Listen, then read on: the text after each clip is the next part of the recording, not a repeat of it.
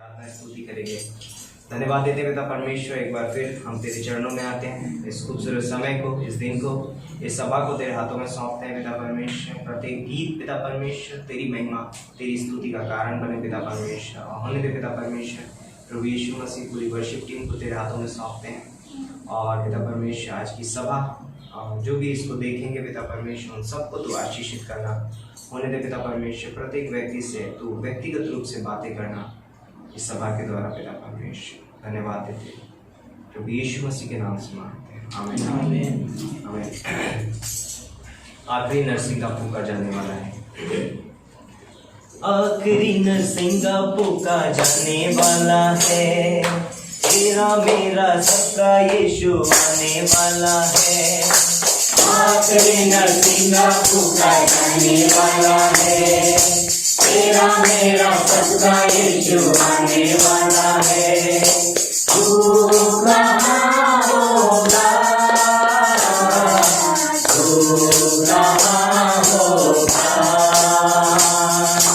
तू कहाँ होगा, तू कहाँ होगा। पहले जो मसीह में मुर्दे जी उठेंगे, बाकी तो हम जिंदा है बदले जाएंगे। पहले जो मसीह में मुर्दे जी उठेंगे, बाकी तो हम जिंदा है बदले जाएंगे। हर भर में ये देखो सब कुछ होने वाला है। हर भर में ये देखो सब कुछ होने वाला है। तू कहाँ होगा, तू कहाँ होगा, तू कहाँ होगा, तू कहाँ होगा। तेरी दौलत तेरी शौहरत काम आएगी। ये सब चीजें प्यारे तेरे साथ न जाएगी। तेरी दौलत तेरी शौहरत काम आएगी। ये सब चीजें प्यारे तेरे साथ न जाएगी। दुनिया में तू तन्हा रह जाने वाला है। दुनिया में तू तन्हा रह जाने वाला है। तू कहाँ होगा, तू कहाँ होगा, तू कहाँ होगा, तू कहाँ होगा,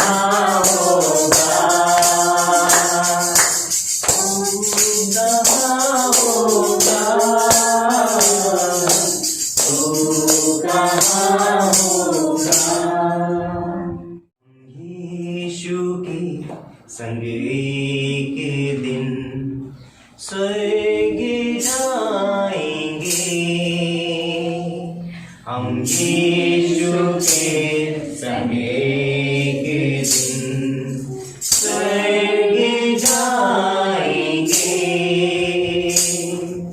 पिता को देखेंगे, धन्य हो जाएंगे। पिता को देखेंगे, धन्य हो जाएंगे। हम यीशु के संगे के दिन स्वर्ग जाएंगे। हम यीशु के संगे के दिन स्वर्ग जाएंगे। Hallelujah, hallelujah, hallelujah,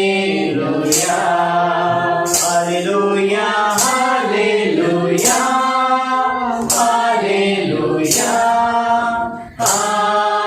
hallelujah.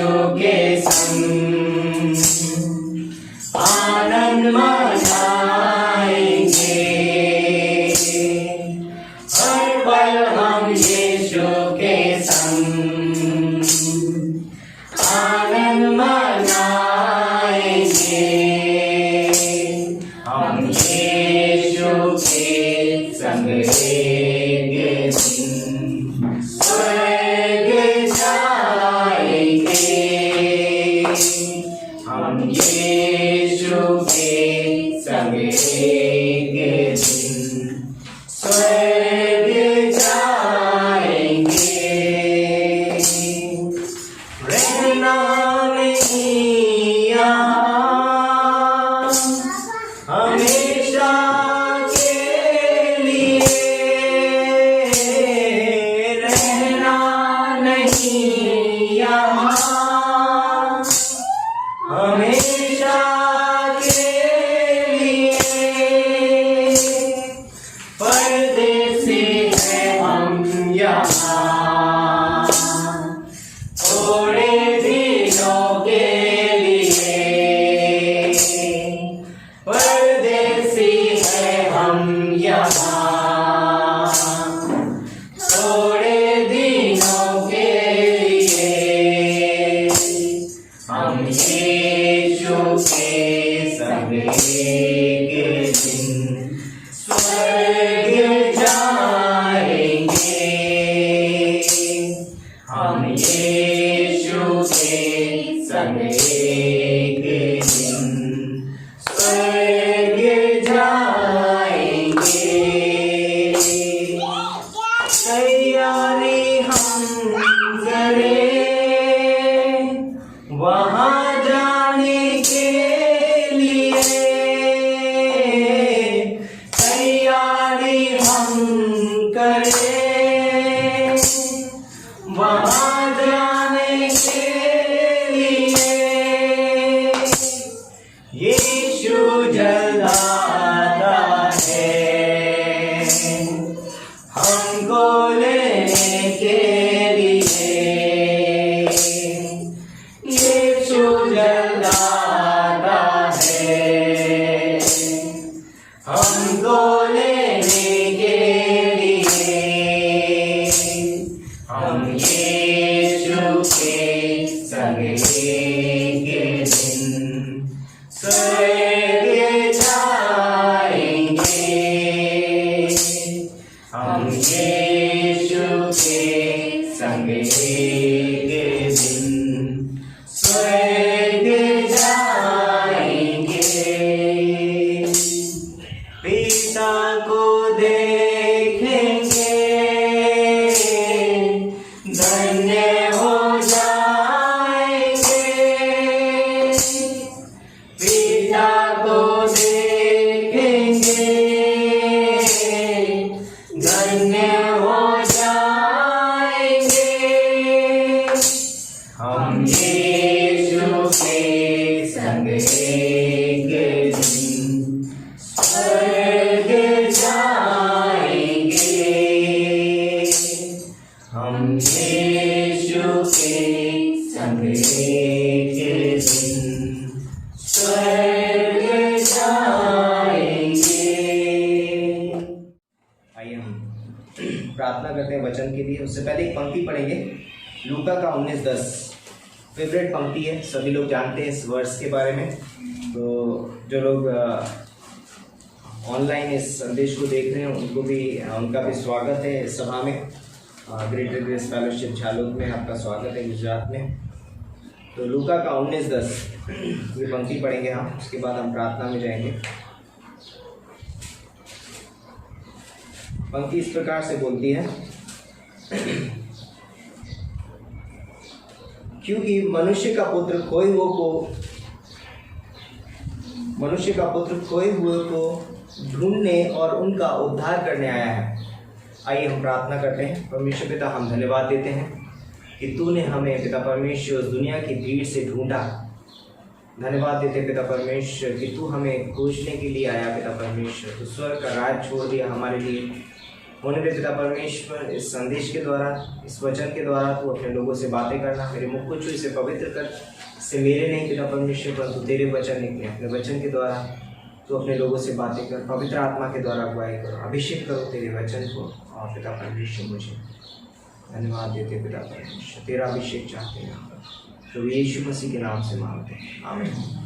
तो हम बाइबल में यदि हम शुरुआत से देखें, उत्पत्ति की किताब से लेके और अब तक हम देखेंगे नया नियम लिखने तक, परमेश्वर जो है वो ढूंढ रहा है।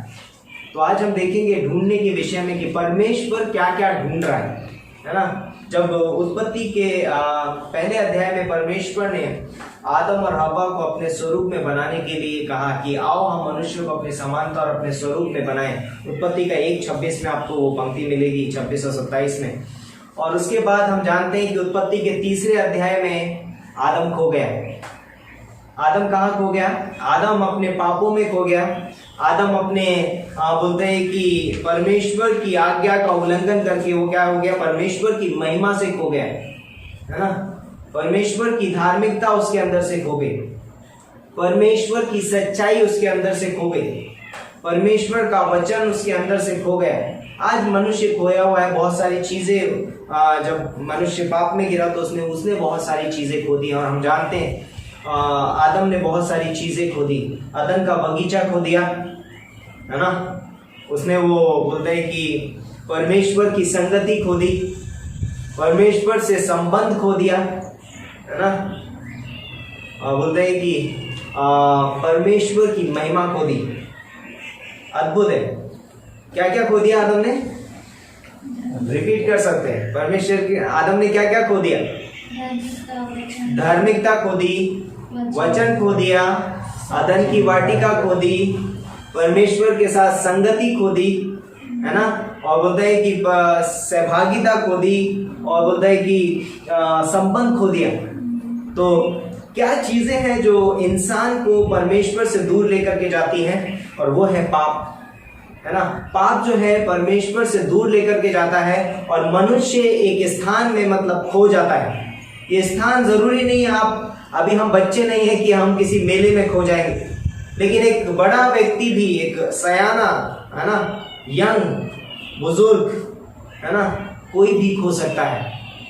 हर एक व्यक्ति, मीन्स कहने का मतलब है जिन्होंने यीशु मसीह को अपने जीवन में अपना उद्धारकर्ता करके ग्रहण नहीं किया है, वो लोग आज खोए हुए हैं। और प्रभु यीशु मसीह बोलता है कि वो खोए हुए को ढूंढने के लिए आया। इंपॉर्टेंट है, परमेश्वर जो है वो ढूंढने के लिए आया। उत्पत्ति की किताब उसका तीसरे अध्याय में परमेश्वर तीसरे अध्याय की 8वीं पंक्ति में बोलता है, आदम तू कहाँ है? परमेश्वर आदम को ढूंढने के लिए आया। परमेश्वर उस मनुष्य को ढूंढने के लिए आया जिसे उसने अपने स्वरूप में, अपनी समानता में बनाया, है ना। आदम ने परमेश्वर का स्वरूप और उसकी समानता को खो दिया अदन की वाटिका में पाप करने के कारण। और परमेश्वर बोलता है, परमेश्वर उस मनुष्य को ढूंढने के लिए आया। इसीलिए फिलिपियों का 2:5 से 7 में लिखा है कि जैसा मसीह यीशु का स्वभाव था वैसा ही तुम्हारा भी स्वभाव। आज हमें परमेश्वर के जैसा बनने की जरूरत है ना। बाइबल बताती है कि be holy as your God is holy. पवित्र बनो क्योंकि तुम्हारा स्वर्गीय पिता पवित्र है ना। आदम ने वो पवित्रता खो दी उस अदन की वाटिका में। इंपॉर्टेंट है, परमेश्वर आदम को ढूंढने के लिए आता है। दूसरा पॉइंट, उत्पत्ति के 4थे अध्याय की 9वीं पंक्ति में परमेश्वर हाबिल को ढूंढने के लिए आता है ना। परमेश्वर कभी भी हार नहीं मानता है ना। आदम खो गया पाप के अंदर, परमेश्वर आदम को ढूंढने के लिए आया। हाबिल, उसके भाई ने उसको मार दिया, केन ने उसको मार दिया, परमेश्वर हाबिल को ढूंढने के लिए आया। और परमेश्वर पूछता है केन से, केन तेरा भाई हाबिल कहाँ है ना। हाबिल खोया नहीं था। हाबिल क्या हुआ है, उसके भाई ने उसको क्या कर दिया है, मार दिया है। क्यों पता है? क्योंकि वो एक अच्छा देने वाला था, परमेश्वर को भेंट चढ़ाने वाला व्यक्ति था शुद्ध हृदय से। परमेश्वर ऐसे व्यक्तियों को ढूंढता है जो शुद्ध हृदय से उसकी प्रति भेंट चढ़ाते हैं। परमेश्वर ऐसे भेंट चढ़ाने वालों को ढूंढता है जो उसके लिए शुद्ध हृदय से भेंट चढ़ाते हैं। और हाबिल एक सच्ची भेंट लेकर के आया था परमेश्वर के पास। परमेश्वर को ऐसे व्यक्ति की जरूरत है ना। उत्पत्ति के 6ठे अध्याय में परमेश्वर को एक धर्मी व्यक्ति की जरूरत है। परमेश्वर ने नजर उठा के देखा, उत्पत्ति के 6ठे अध्याय में एक भी व्यक्ति धर्मी नहीं है। सब अपने अपने कार्यों में लगे हुए हैं, है ना, लीला कीड़ा में लगे हुए हैं और हर एक प्रकार का बुरा काम वहां पर हो रहा है। उत्पत्ति का 6ठा अध्याय आप पढ़ेंगे तो, है ना। परमेश्वर ने क्या किया, जल प्रलय ने किया, लेकिन एक व्यक्ति उसने पाया, नूह। परमेश्वर धर्मी व्यक्ति को ढूंढता है। कौन है धर्मी, है ना? कौन है धर्मी? जो परमेश्वर पर भरोसा रखता है, जो परमेश्वर पर विश्वास करता है, जो यीशु मसीह के क्रूस पर अपना विश्वास रखता है, वो व्यक्ति धर्मी है। और परमेश्वर ऐसे व्यक्ति को क्या करता है?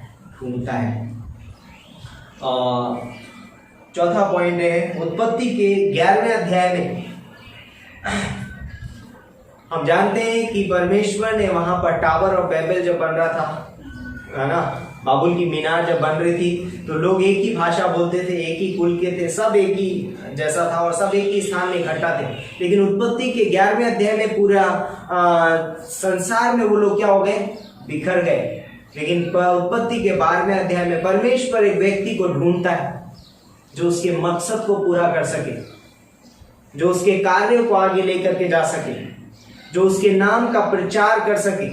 उत्पत्ति के 12वें अध्याय में उसने अब्राहम को पाया और अब्राहम को उसने बुलाहट दी। 12वें अध्याय की पहली, दूसरी, तीसरी पंक्ति में कि अब्राहम तो इस देश को, इस कुटुंब को, अपने परिवार को छोड़ करके निकल जा उस स्थान में जो मैं तुझे दिखाऊंगा। परमेश्वर ऐसे व्यक्ति को ढूंढता है जो उसकी बुलाहट को स्वीकार करे। परमेश्वर ऐसे व्यक्तियों को ढूंढता है जो उसकी बुलाहट को क्या करे? स्वीकार करे, उसकी बुलाहट के अनुसार चले, है ना। और यहाँ पर हम देखते हैं कि अब्राहम परमेश्वर की बुलाहट को स्वीकार करता है और परमेश्वर के पीछे चलता है और बोलता है कि इब्रानियों के 11वें अध्याय में देख मिलेगा आपको कि वो बोलता है कि नहीं जानता था कि कहाँ जा रहा है, फिर भी निकल गया विश्वास से। परमेश्वर ऐसे व्यक्तियों को ढूंढता है जो विश्वास से उसकी बुलाहट के पीछे चले। उत्पत्ति के 35 अध्याय में और उसकी 10वीं पंक्ति में परमेश्वर याकूब से मिला, है ना। परमेश्वर ने याकूब को ढूंढ लिया, पा लिया। याकूब खोया हुआ है, अपने मामा की भेड़ बकरियों में खोया हुआ है, अपना पत्नियों के लिए सेवा कर रहा है, 7 साल सेवा उसने की, लेकिन परमेश्वर ने उसको ढूंढ लिया। हाँ, उत्पत्ति के 35वें अध्याय में जो अपने भाई से डर के मारे वो वापस जा रहा था, परमेश्वर ने उसको क्या किया? ढूंढ लिया और उससे कहा कि आज से तो याकूब नहीं होगा, परंतु तेरा नाम क्या होगा? इजराइल होगा। आप पढ़ सकते हैं उत्पत्ति का 35:10, वहां पर लिखा है कि आज से तू क्या नहीं होगा? याकूब नहीं होगा, परंतु तू इजराइल ठहरेगा। तो जब परमेश्वर हमको ढूंढ लेता है तो हम वैसे नहीं रहते जैसे हम थे। परमेश्वर हमको बदल देता है, परमेश्वर हमारे जीवन को बदल देता है, परमेश्वर हमारी सोच को बदल देता है, परमेश्वर हमारे विचारों को बदल देता है, परमेश्वर हमारी स्थिति को बदल देता है। बहुत इंपॉर्टेंट है। और यहां पर हम देखते हैं परमेश्वर हमारी पहचान को बदल देता है ना। याकूब क्या था पता है? याकूब का नाम का मतलब धोखा देने वाला, चीटर, है ना। लेकिन परमेश्वर बोलता है तो इजराइल कहलाएगा। परमेश्वर उसको नाम को बदल देता है। परमेश्वर का चुना हुआ राष्ट्र, परमेश्वर का इकलौता, बोलता है कि इजराइल को वो बोलता है कि मेरा जेठा है इजराइल, है ना। परमेश्वर उसको क्या बोलता है? बदल देता है। परमेश्वर हमारी पहचान को, हम जब इस संसार में थे, हम पापों में मर रहे थे, हम नरक की ओर जा रहे थे, हम अंधकार के हाकिम की सेना के अधिकार के नीचे थे, हम पापी थे, व्हाटएवर, बहुत कुछ था हमारे जीवन में। लेकिन जैसे ही हम प्रभु यीशु मसीह हमको पा लेता है, जैसे लूका का 19:10 में लिखा कि मनुष्य का पुत्र खोए हुए को ढूंढने और उनका उद्धार करने आया, और जैसे ही उसने हमको पा लिया उसने हमारी पहचान बदल दी। अब जो मसीह यीशु में है उन पर दंड की आज्ञा नहीं, वो मृत्यु से पार होकर अनंत काल में प्रवेश कर चुके। रोमियो का 8वां अध्याय उसकी पहली पंक्ति, 2 कुरिन्थियों का 5:17 कि अब जो मसीह यीशु में है वो नई सृष्टि है, पुरानी बातें बीत गई। 2 कुरिन्थियों 5:17, रोमियो का 8:1। ओके, उत्पत्ति का 45 अध्याय और 7वीं पंक्ति। परमेश्वर ऐसे व्यक्ति को ढूंढ रहा है जो उसके समान सोच सके। यदि आप उत्पत्ति का 45वां अध्याय पढ़ेंगे और उसकी 7वीं पंक्ति पढ़ेंगे तो यूसुफ के विषय में यहाँ पर कहानी है। यूसुफ एक ऐसा व्यक्ति था जो परमेश्वर के साथ सोचता है, जो परमेश्वर जैसा सोचता है। वो अपने भाइयों के ऊपर गुस्सा नहीं है, वो भाइयों से नाराज नहीं है, परंतु वो कहता है कि ये परमेश्वर तुमने बुरे के लिए किया था, लेकिन परमेश्वर ने उसको भलाई में बदल दिया। तो वो बोलता है कि वो अपने भाइयों से नाराज नहीं है। वो बोलता है कि परमेश्वर ने मुझे तुम्हारे आगे इसलिए भेजा ताकि तुम पृथ्वी पर से मिट ना जाओ, तुम्हारा नाम पृथ्वी पर बना रहे, तुम जीवित रहो। और उसने मिस्र का मुझे क्या बनाया, अधिकारी बनाया है, और इसकी वजह से आज तुम क्या खा पा रहे हो, अन्न। तो हमेशा रोमियो का 8:28, जो परमेश्वर से प्रेम रखते हैं उनके लिए सब बातें मिलकर भलाई ही को उत्पन्न करती हैं। परमेश्वर ऐसे व्यक्ति को ढूंढता है जो हर एक परिस्थिति में ये सोचे ये बातें मिलकर क्या करेंगी, भलाई उत्पन्न करेंगी। हर एक परिस्थिति में परमेश्वर पर क्या हो, निर्भर हो। इंपॉर्टेंट है, यूसुफ वो व्यक्ति था। आज परमेश्वर ऐसे ही व्यक्तियों को क्या कर रहा है, ढूंढ रहा है। ओके,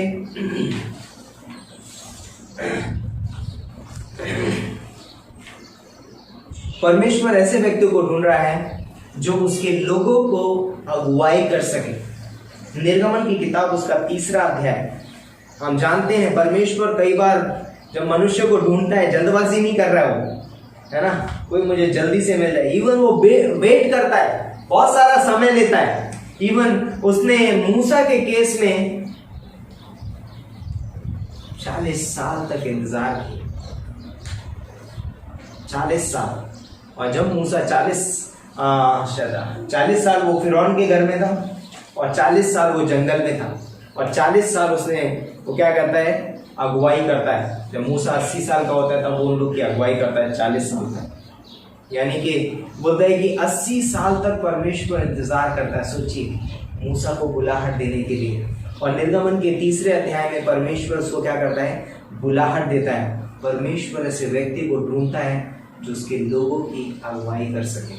समय लगेगा, जल्दबाजी नहीं है। परमेश्वर जल्दबाजी में क्या हमारी अगुवाई नहीं करवाना चाहता है, इसीलिए बाइबल कॉलेज करना जरूरी है। बाइबल कॉलेज में समय लगता है। किसी की अगुवाई करने के लिए मुझे एक अच्छा वचन को जानने वाला होना चाहिए, परमेश्वर के स्वभाव, उसके चरित्र को जानने वाला होना चाहिए। इसलिए कई बार परमेश्वर क्या रखता है, पेशेंस रखता है ना, धीरज धरता है, और बोलता है कि ढूंढ रहा है लेकिन वो ऐसे व्यक्तियों को कि जो उसके लोगों की क्या कर सके, अगुवाई कर सके। और फिर वो उनको क्या करता है, बुलाहट देता है। हम जानते हैं परमेश्वर ने मूसा को बुलाहट दी, और 40 साल तक मूसा ने इजरायली लोगों की अगुवाई की, मिस्र देश से निकलने से और यरदन नदी तक। और क्यों कर पाया, क्योंकि परमेश्वर उसको सिखा रहा था 40 साल। और उसकी वजह से क्या होता है, मूसा एक नम्र व्यक्ति कहलाता है। परमेश्वर ऐसे नम्र व्यक्तियों को क्या कर रहा है, ढूंढ रहा है। अगला पॉइंट है, परमेश्वर ऐसे मनुष्य को ढूंढ रहा है जो उसके मन के अनुसार हो। परमेश्वर ढूंढता है ऐसे मनुष्य को जो उसके मन, उसके हृदय के अनुसार हो। पहला शमूएल की किताब उसका 13वां अध्याय उसकी 14वीं पंक्ति में लिखा है कि परमेश्वर बोलता है कि मैंने एक पुरुष पाया है जो मेरे हृदय के अनुसार। कौन है वो व्यक्ति? वो व्यक्ति दाऊद है ना। दाऊद भेड़ बकरियां चरा रहा है, जंगल में है, लेकिन उसका हृदय परमेश्वर की ओर है। शाऊल राजमहल में है, याजक उसके पास है, बलिदान उसके पास है, सब कुछ है उसके पास में, लेकिन उसका हृदय परमेश्वर से बहुत दूर है। उसके पास पावर, पोजीशन, पैसा सब कुछ है, लेकिन उसका हृदय परमेश्वर से दूर है। लेकिन दाऊद का हृदय परमेश्वर की ओर है, और बोलता है कि परमेश्वर ऐसे व्यक्ति को ढूंढता है जिसका हृदय परमेश्वर की ओर है ना। तो परमेश्वर ऐसे व्यक्तियों को ढूंढता है। अगला पॉइंट है, परमेश्वर ऐसे व्यक्तियों को ढूंढ रहा है कि उन पर गर्व कर सके। कौन व्यक्ति ऐसा बाइबल में आपको मिलता है कि जिस पे परमेश्वर बोलता है कि वो गर्व करता है? किसी को याद है कोई व्यक्ति जिस पे परमेश्वर बोलता है कि वो उस पे गर्व करता है?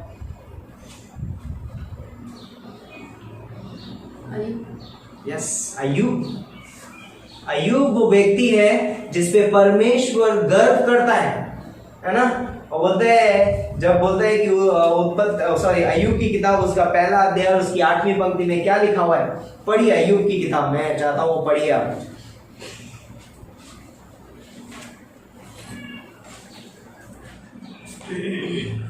वो पंक्ति मुझे बहुत अच्छी लगती है। काश एक दिन परमेश्वर हमारे बारे में ऐसा बोले। वाह, अद्भुत है वो पंक्ति। साल लग जाएंगे इसके लिए पहुंचते पहुंचते। अय्यूब का 1:8। यहोवा ने शैतान से पूछा, क्या तूने मेरे दास अय्यूब पर ध्यान दिया है? वाह, क्या तूने मेरे दास अय्यूब पर ध्यान दिया है? वो व्यक्ति है जिस पे ध्यान दिया जा सकता है, वो व्यक्ति है जिसके ऊपर हम ध्यान केंद्रित कर सकते हैं। क्या तूने मेरे दास अय्यूब की ओर ध्यान किया है? वाह, क्योंकि उसके तुल्य, यहाँ पर देखिए अय्यूब के जीवन में हमें कुछ चीजें नजर आएंगी। बोलता है कि उसके आगे पंक्ति को पढ़ सकते हैं वहां से, तो बोलता है कि उसके जीवन में हमें कुछ चीजें नजर आएंगी जो हम देख सकते हैं। एक चीज पे आप रुक के पढ़िएगा। यहोवा ने शैतान से पूछा, क्या तूने मेरे दास अय्यूब पर ध्यान दिया है? क्योंकि उसके तुल्य खरा व्यक्ति है ना, उसके अंदर इतना खरापन है कि उसके तुल्य और किसी में इतना खरापन मुझे दिखाई नहीं दिया। परमेश्वर ऐसे व्यक्तियों को ढूंढ रहा है जिनके अंदर खरापन होता है। जो व्यक्ति मन के खरे हैं, परमेश्वर ऐसे व्यक्तियों को ढूंढता है। अगला पॉइंट क्या बोलता है? और सीधा मन की सिधाई से चलने वाले व्यक्ति, परमेश्वर ऐसे व्यक्तियों को ढूंढता है जो मन की सिधाई से चलते हैं। वाह, अगला है और मेरा भय मानने वाला। वाह, परमेश्वर का भय मानने वाला व्यक्ति, परमेश्वर बोलता है वो ऐसे व्यक्ति को ढूंढता है जो परमेश्वर का भय मानते हैं। यस, आगे। और बुराई से दूर रहने वाला मनुष्य और कोई नहीं है। बुराई से दूर रहने वाला मनुष्य और कोई नहीं है। अय्यूब बुराई से दूर रहता था। अय्यूब के जीवन में कभी कोई बुराई नहीं देखी गई। इवन उसके जीवन में हम देखते हैं उतनी सारी बीमारियां थी, इतनी सारी तकलीफ थी उसके जीवन में, लेकिन उसके जीवन में परमेश्वर बोलता है मैंने कोई बुराई नहीं देखी। परमेश्वर ऐसे व्यक्ति को ढूंढता है जिसके अंदर बुराई ना पाई जाए, है ना। इसीलिए एक मनुष्य को ना ही तो बुरी बात सोचनी चाहिए और ना ही बुराई करनी चाहिए, क्योंकि परमेश्वर ऐसे लोगों को क्या कर रहा है? ढूंढ रहा है। वाह, तो परमेश्वर यदि किसी व्यक्ति के अंदर ये 4 चीजें हों, मैं मानता हूँ परमेश्वर ने यहाँ 4 चीजें लिखी हैं, अय्यूब के अंदर और भी होंगी, पर परमेश्वर ने यहाँ 4 चीजें लिखी हैं। खरा, सीधा, परमेश्वर का भय मानने वाला और बुराई से दूर रहने वाला। यदि ये चीजें किसी व्यक्ति के अंदर पाई जाएंगी, परमेश्वर बोलेगा तूने मेरे दास सो एंड सो को देखा है? क्या तूने उसकी ओर ध्यान केंद्रित किया है? वो व्यक्ति कैसा है? बुराई से दूर रहता है, वो खराई से चलता है, उसका मन सीधा है, वो मेरा भय मानता है। इंपॉर्टेंट है, बोलते हैं वो परमेश्वर का भय मानता है। वाह, परमेश्वर हमारे ऊपर गर्व करना चाहता है। वो ऐसा व्यक्ति ढूंढ रहा है जिस पे वो गर्व कर सके, परमेश्वर। अगला पॉइंट है, परमेश्वर ऐसे व्यक्ति को ढूंढ रहा है जो बाड़े को सुधारे। नेहमाया की किताब उसका पहला अध्याय आप पढ़ सकते हैं पूरा। वहां पर नेहमाया जो है बोलता है कि यरूशलेम की दीवार गिरी हुई है, लेकिन नेहमाया के पास जब खबर आती है तो नेहमाया चैन से नहीं बैठता है। बोलता है मुझे अंदर बहुत दुख है क्योंकि वो दीवार गिरी हुई है। और हम जानते हैं कि नेहमाया ने राजा से खत लिया और वापस यरूशलेम गया और उसने शहरपना को बनाया। परमेश्वर ऐसे व्यक्ति को ढूंढता है जो बाड़े को सुधारे, जो बाड़े को दोबारा से खड़ा करे, है ना। इस दुनिया में हम जानते हैं बहुत सारे लोग हैं जो डॉक्ट्रिन को सही रूप से प्रचार करते हैं। यहाँ पर मैं अगर कहना चाहूँ, अगर इस बाड़ी की बात करूँ तो एक तरीके का सिद्धांत डॉक्ट्रिन है ना। उस सिद्धांत को सुधारने वाला। आज इस दुनिया में बहुत सारी झूठी शिक्षाएं हैं, बहुत सारे लोग गलत गलत प्रचार करे हुए, है ना, शिक्षा को तोड़ मरोड़ को प्रस्तुत करते हैं, और इसकी वजह से बहुत सारे बोलते हैं ना कि भेड़िए अंदर आ जाते हैं, है ना, और वो क्या करते हैं, डिस्ट्रॉय करते हैं, नाश करते हैं। तो इसलिए बोलता है कि एक व्यक्ति चाहिए जो बाड़ी को सुधारे, इम्पोर्टेंट है। कई बार हमको सही सिद्धांत सिखाना ज़रूरी है, कई बार नहीं, हमेशा हमें सही सिद्धांत सिखाना ज़रूरी है। अगला पॉइंट है कि परमेश्वर बोलता है कि ऐसे व्यक्तियों को ढूंढ रहा है जो वचन में निपुण हो। एजरा वो व्यक्ति है जो वचन में निपुण है, निपुण शास्त्री है। बोलते हैं कि एजरा के विषय में लिखा है कि वो निपुण शास्त्री है व्यवस्था का, है ना, इन एंड आउट, अंदर से बाहर हर एक प्रकार से वो क्या करता है, व्यवस्था को जानता है। और परमेश्वर ऐसे व्यक्ति को ढूंढता है जो व्यवस्था में निपुण हो। क्या हम अपने आप को व्यवस्था में, क्या हम परमेश्वर के वचन में अपने आप को निपुण बना सकते हैं? यस। कैसे बना सकते हैं? जब हम उसमें समय बिताएंगे, गहन अध्ययन करेंगे, परमेश्वर के साथ सोचेंगे, हम अपने आप को परमेश्वर के वचन में निपुण बना सकते हैं। मेरा कहने का मतलब ये नहीं है कि उसके बाद हमें ज़रूरत नहीं पड़ेगी सीखने की। कहने का मतलब ये है कि हम परमेश्वर के वचन को सही रीति से प्रचार कर पाएंगे, है ना। तो परमेश्वर ऐसे व्यक्ति को ढूंढता है जो वचन में निपुण हो, है ना। अगला पॉइंट है, परमेश्वर ऐसे लोगों को ढूंढ रहा है जो गैप में खड़े हो सके, है ना।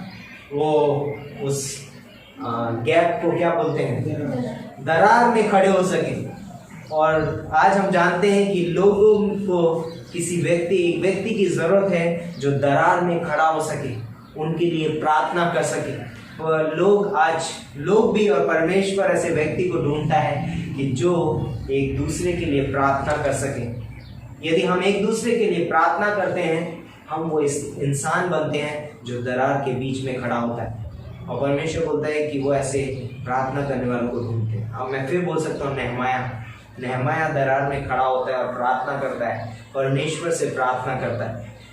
यिर्मयाह बोलता है कि परमेश्वर बोलता है कि यूहन्ना का 4 अध्याय और उसकी 23 और 24वीं पंक्ति, परमेश्वर ऐसे आराधकों को ढूंढता है जो उसकी आराधना आत्मा और सच्चाई से करे, है ना।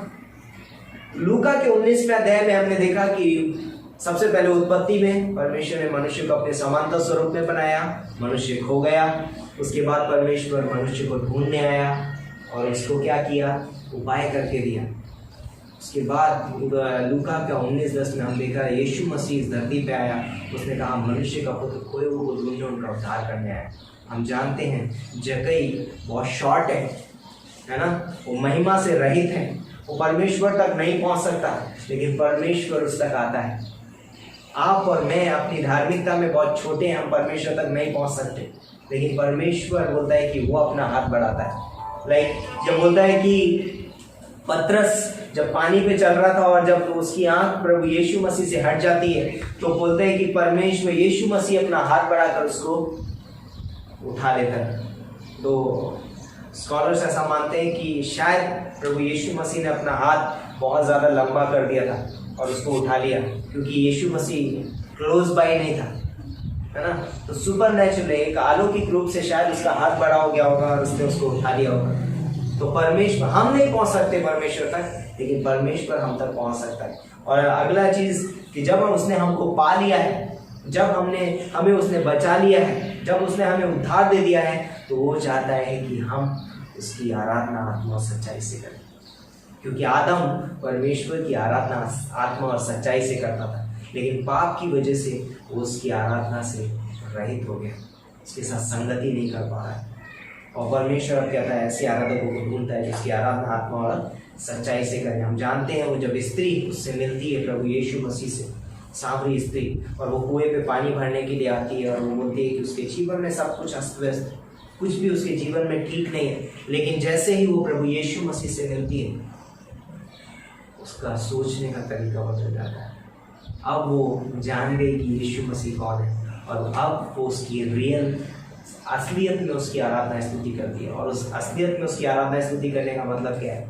परमेश्वर के बारे में दूसरों को बताना, परमेश्वर को अपने जीवन में मान देना, सम्मान देना, उसको अपने जीवन में सर्वोपरि रखना, उसको अपने जीवन में प्रथम स्थान देना, ये है परमेश्वर की आराधना स्तुति। और उस स्त्री ने अब अपने लस्ट को, अपने डिजायर को, है ना, बोलते अपनी इच्छा को उसने आगे नहीं रखा, उसने अब प्रभु यीशु मसीह को आगे रखना शुरू किया। और हम जानते हैं कि उसके जीवन की हर एक परिस्थिति में वो संतुष्ट हो गए। परमेश्वर ऐसे आराधकों को ढूंढता है जिसकी आराधना आत्मा और सच्चाई से करे। परमेश्वर ऐसे व्यक्तियों को ढूंढ रहा है जो उसकी ओर से जा सके। परमेश्वर ऐसे व्यक्तियों को भी ढूंढता है जो उसकी ओर से जा सके। यशाया का 6वां अध्याय, यशाया यहाँ पर खड़ा है और उसने परमेश्वर को मंदिर में देखा, ऊंचे स्थान पर देखा, और बोलता है कि वहां पर उसने देखा कि स्वर्गदूत उसको पवित्र पवित्र पवित्र सेनाओं का यहोवा पवित्र कहते हैं। और फिर उसने बोला कि हाय मैं कैसा अशुद्ध होठों वाला मनुष्य। और यशाया बोलता है कि मैंने एक आवाज़ सुनी और वहाँ पर लिखा है कि हमारी ओर से कौन जाएगा। परमेश्वर ऐसे व्यक्ति को ढूंढता है जो ये कहे कि मैं यहाँ हूँ, मुझे भेज। और यशाया यहाँ पर कहता है कि परमेश्वर मैं यहाँ हूँ, मुझे भेज। और परमेश्वर यशाया को भेजता है। तो बहुत इम्पॉर्टेंट है, परमेश्वर ऐसे व्यक्तियों को ढूंढ रहा है जो उसकी ओर से जा सके। हमारी ओर से कौन जाएगा सुसमाचार प्रचार करने? हमारी ओर से कौन जाएगा परमेश्वर का वचन बांटने के लिए? ये इम्पोर्टेंट है, परमेश्वर का वचन लेकर के कौन जाएगा। अगला पॉइंट है, ज़्यादा आप लोग समय ज़्यादा नहीं लूँगा। परमेश्वर ऐसे व्यक्तियों को ढूंढ रहा है जो अपने लोगों के लिए रो सके। परमेश्वर ऐसे ऐसे व्यक्ति को ढूंढता है जो अपने लोगों के लिए क्या करे, रो सके। इम्पॉर्टेंट है। यिर्मयाह एक व्यक्ति है जो अपने लोगों के लिए रोता है। उसे इंग्लिश में वीपिंग प्रॉफिट बोलते हैं, है ना, रोने वाला भविष्यवक्ता, है ना। वो अपने लोगों के लिए क्या करता है, रोता है।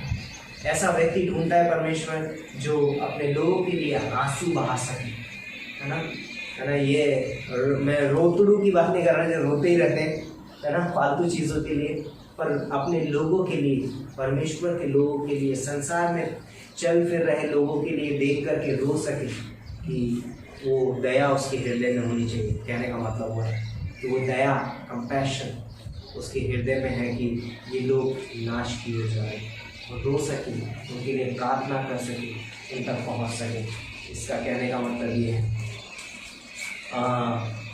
परमेश्वर ने पौलुस को ढूंढा, है ना, ताकि अन्य जाति में सुसमाचार पहुंचा सके। अंत में मैं कुछ चीज़ें बोलना चाहूँगा। मुझे यहाँ पर परमेश्वर क्यों ढूंढता है? क्या परमेश्वर के पास किसी चीज़ की कमी है, या परमेश्वर के यहाँ पर बोलता है कि वो संतुष्ट नहीं है?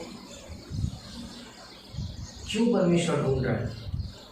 क्या परमेश्वर का इसमें कोई फायदा है जो परमेश्वर ऐसे व्यक्तियों को ढूंढता है? नहीं, इसमें इस संसार का फायदा है, क्योंकि इस संसार में ऐसे लोगों की कमी है।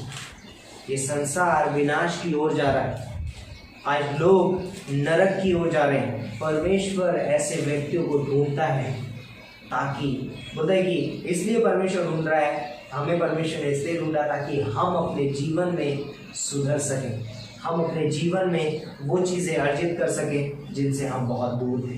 तो परमेश्वर हमें ढूंढता है हमारे फायदे के लिए, इस संसार के फायदे के लिए। तो कौन गैप में खड़ा हो सकता है? कौन सुसमाचार प्रचार करेगा, है ना? कौन बाड़ी को सुधारेगा? संसार को ऐसे व्यक्तियों की ज़रूरत है, और आज परमेश्वर ऐसे व्यक्तियों को ढूंढता है ना। तो दूसरों को बोलता है कि परमेश्वर के नज़रिए से या परमेश्वर की नज़र से देख सके। ऐसे व्यक्तियों को परमेश्वर क्या करता है, ढूंढता है, ताकि उसी तरीके से याद है यीशु मसीह, एक विधवा जा रही थी और उसका पुत्र मर गया था, और यीशु मसीह वहाँ से जाता है, नाइन नगर के बाद है ना। और यीशु मसीह कंपैशन यानी दया से भर गया और उसने कहा कि इस धरती को रोक दो, और उस बेटे को छूता है, कहता है उठ, और वो उठता है और कहता है जा अपनी माँ की सेवा टहल लो। परमेश्वर से व्यक्ति को होता है। आज लोग पापों में मरे हुए हैं, आज लोग बोलते हैं कि अपनी आदतों में मरे हुए हैं। परमेश्वर चाहता है कि कोई उनको जिलाए। परमेश्वर के वचन में वो सामर्थ है कि लोगों को जिला सकता है और वो व्यक्ति सेवा टहल करने वाला बन सकता है। तो मैं आज इस संदेश के द्वारा आप लोगों को उत्साहित करना चाहूँगा कि परमेश्वर ऐसे व्यक्तियों को ढूंढ रहा है। अय्यूब का जीवन बहुत ही खूबसूरत है। क्यों ना मैं उस व्यक्ति के समान बनूं जिसे परमेश्वर ढूंढ रहा है। दाऊद वो व्यक्ति है जो परमेश्वर के हृदय के अनुसार है, और मैंने एक व्यक्ति पाया है जो मेरे हृदय के अनुसार है। परमेश्वर यहाँ पर ढूंढता है। तो सीधा, मन का खरा, परमेश्वर का भय मानने वाला, इवन परमेश्वर से प्रेम करने वाला, है ना, परमेश्वर के वचन से प्रेम करने वाला, परमेश्वर के लोगों से प्रेम करने वाला व्यक्ति दाऊद या अय्यूब, यूसुफ, बहुत सारे एग्जाम्पल हैं हमारे सामने बाइबल में जिनके जैसे हम बन सकते हैं। तो मैं इस वचन के द्वारा आप सभी लोगों को उत्साहित करना चाहता हूँ। आइए हम प्रार्थना करते हैं।